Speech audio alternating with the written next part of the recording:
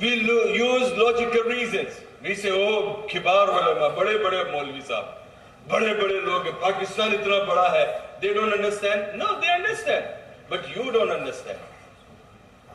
You don't understand. That's why they are using you as a remote control. You people are the instruments used by them to turn you left and right.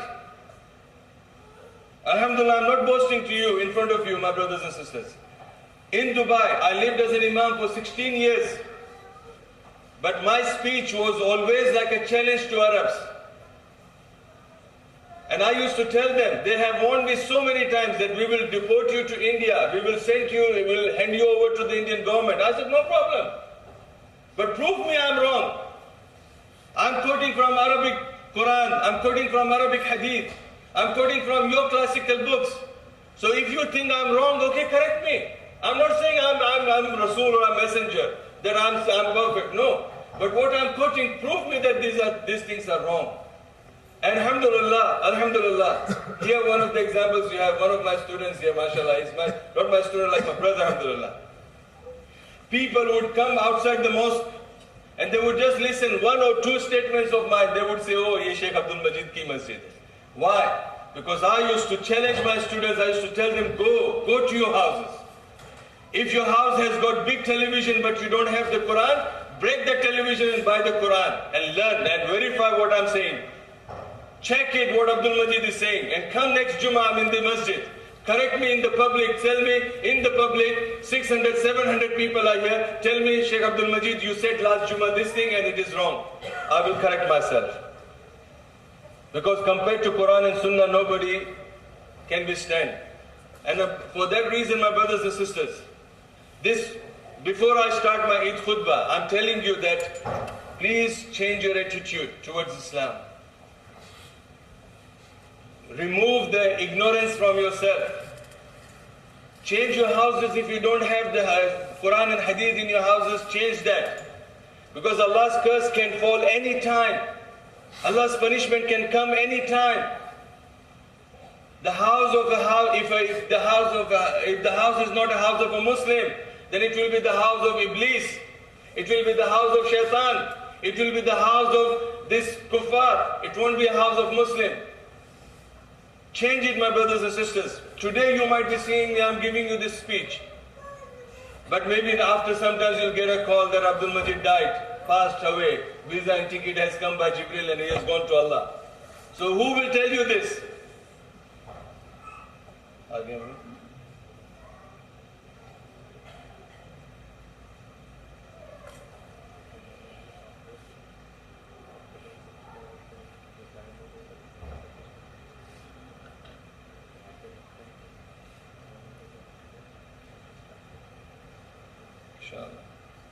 Okay, so let me make it short, my brothers and sisters. Islam is in the Quran and the Sunnah of Prophet Muhammad Sallallahu Alaihi Wasallam. Follow Quran and follow the Sunnah of Rasulullah Sallallahu Alaihi Wasallam. If you follow Quran and if you follow the Sunnah and it goes against your culture, inshallah, don't worry about that. Muslims' culture is Islam. It's not the culture. Islam has come first, then the culture has come afterwards. So the first comes Islam. We have to be strong in a way that we should not be the victim of the culture. This is my principle, my brothers and sisters. Muslim is never weak. Never. Muslim cannot be weak. Allah has said, وَلَا تَهِنُوا وَلَا تَحْزَنُوا وَأَنْتُمُ الْأَعْلَوْنَ إِن كُنْتُم مُؤْمِنِينَ. Don't be upset and don't feel grieved. You are the best if you are believers. So the kuffar cannot harm us. And it is impossible. It is a history in Islam. Kuffar never harmed Muslims. These are the people who are hypocrites, who are taking the authority of Islam in their hands and making people ignorant, and we people become jahil, and we'll remain jahil, we'll like to live jahil in the jahala, and we like to die in the jahal. We don't even like to verify ourselves. So my brothers and sisters, before I start the Eid prayer, let me explain to you the sunnah of Prophet Muhammad Sallallahu Alaihi Wasallam. He would say Allahu Akbar. He would fold his hands between chest and navel, nothing below the navel, between chest and navel. Then he would add additional 7 takbeers. Raising his hands, choice. There are evidences from both the sides. So we have to be honest, we have to be balanced. You can raise your hands with additional takbir, or you can stand like this in the same position and you can say your takbir. After that, Rasulullah ﷺ used to read Surah Al-Fatiha. I will give you enough time, read Surah Al-Fatiha behind me. You can follow ayah after ayah, or after the qiraat, I'll give you a pause, you can read your Surah Al-Fatiha. That Surah Al-Fatiha is must for you and for me. Then Rasulullah ﷺ used to read different surahs, Surah Qaf, Surah Qamar, Surah Ala, Surah Al-Ghashiyah. These are the surahs specifically mentioned that he used to read on the occasions of Fridays and Eid prayers. Then he would perform his ruku by saying Allahu Akbar, raising his hands. He would raise his hands. This is why I've made this. I've gone from my track to explain to you why the sunnah is so important. This is the sunnah of Rasulullah, that he raised his hands going to the ruku. Verified. It is in Sahih Bukhari. It's not from a book where you don't find the books. No, it is in Sahih Bukhari, reported by Abdullah bin Umar radiallahu anh, that he used to raise his hands while going to the ruku. Then in the ruku he used to be balanced, and this is how his back used to be, straight. Alhamdulillah, if you have a pain in your back, no problem, but try your best that your back should be straight. Read minimum 3 times Subhana Rabbil Azim. Allah, the greatest, our Lord, is pure from. Kya baat hai mera? Huh? Kursi. Mubin uncle yahan baithe, Mubin uncle denge. So then he would say Subhana Rabbil Azim 3 times, then he would get up from the ruku, and then he would raise his hands. Then he used to bow down and prostrate, and this authentic sunnah from Sunan Abu Dawood, agreed by all the scholars, maybe they accept it or not, but meaning-wise it is very clear that Rasulullah ﷺ has said, kneel down, do not kneel down as the camel kneels down. Then this is a question mark, how the camel kneels down. We don't see camels here. So he continues, because he was in Arab world, and we used to see that the biggest animal existing in Arab world is the camel. So Rasulullah ﷺ has said, kneel down, do not kneel down as the camel kneels down. And that is referring, that he continues, that the camel kneels down with the knees. The camel kneels down with the knees. And we are told not to do that, which means we have to, if it is possible, alhamdulillah. I'm not saying that these are first, you must, if you can do it, but this is the sunnah that he would put his hands first on the land, on the earth, while making his sajda. So put your hands down, prostrate on 7 parts of your body. 1, forehead and nose should touch the ground. 2 palms, your elbow should be raised from the ground. It should not be like the animal. This is what Rasulullah said, the animals would spread their elbows and rest their elbows on the floor. So you don't have to. You have to raise your elbows above the floor. But your palms should be touching the ground. So this is 1, forehead and nose is counted as 1, your palms 3, 2 palms means 3, and 2 knees 5, and 2 toes 7. The face of the toes should be facing the Qibla. Bend your toes, and the fingers of the toes should be facing your Qibla. This is how Rasulullah ﷺ would do, and he would say, Subhana Rabbiyal Ala, Subhana Rabbiyal Ala, Subhana Rabbiyal Ala. Allah, our Lord, the greatest, He is pure from all the errors, and He is the highest. He is the highest. So imagine that with the meaning and say it properly, inshallah. This is how he would do for the second sajda. He used to sit between 2 sajdas in a relaxed position. We are doing like this, our sajda is done, and then we do like this, the second sajda. No. So the second sajda should be after you have relaxed yourself and sat, because there are ahadith which there are du'as are there, but people they don't read it, so they don't do the sajda properly. After second sajda, again, people they perform the second sajda like this, and they would get up straight away.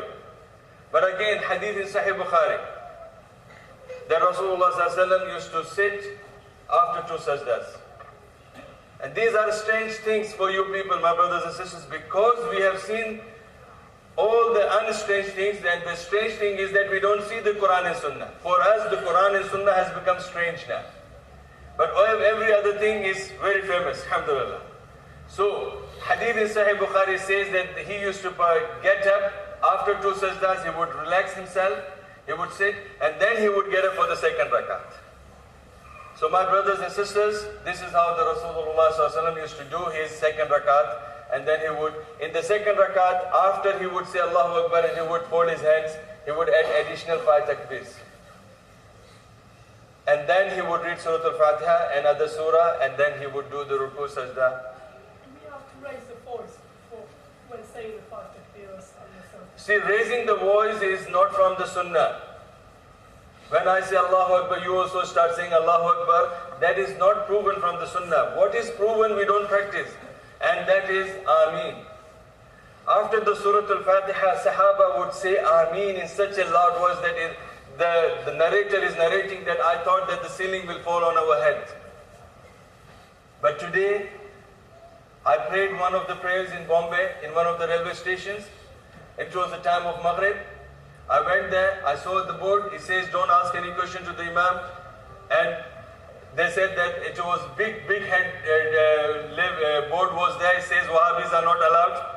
I was looking at myself that I'm not looking, I don't label myself as a Wahhabis, but I went and entered, alhamdulillah, I don't care, alhamdulillah. Alhamdulillah, my principle is that if you find that somebody wants to hit you on the right cheek, don't show him the left. I put him down before he hits me on the right cheek. That's my right to protect myself. If whatever the consequence afterwards, we'll leave it afterwards.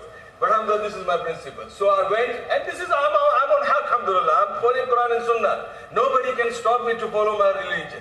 Alhamdulillah. So I entered the mosque. I said Ameen after the Surah Al-Fatiha, and after the Salah, I was a model for the people. Joker. Everybody was looking at me. Who is this? Subhanallah. So imagine, this is the sunnah. The brother is saying, do we have to say Allahu Akbar loudly? No, you don't have to, but Ameen definitely. I want to hear Ameen from you, inshallah, in a way that Harun Bhai will say, I thought that the lights will fall on us. So say Ameen that way, inshallah.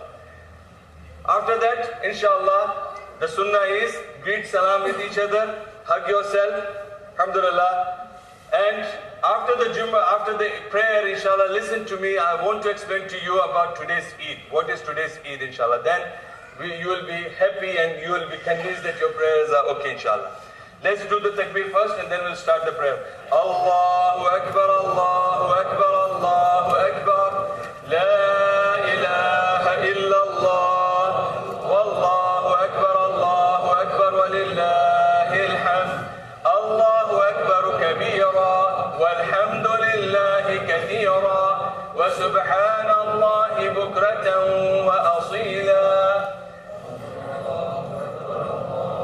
الحمد لله مصلى.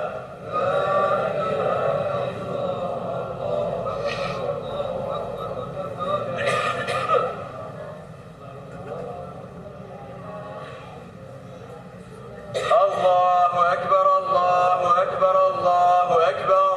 لا إله إلا الله والله أكبر الله أكبر ولله الحمد. الله أكبر كبيرا والحمد لله كثيرا وسبحان الله بكرة وأصيلا. الله أكبر الله أكبر الله أكبر. لا إله إلا الله والله أكبر الله أكبر ولله الحمد. Abdullah, नहीं है मुसल्ला? अरुण भाई कहाँ है?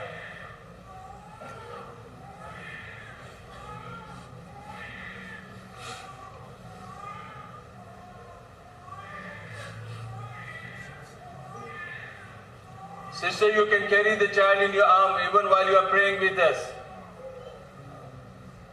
I'm very strong with the people of my height, but very short with the kids.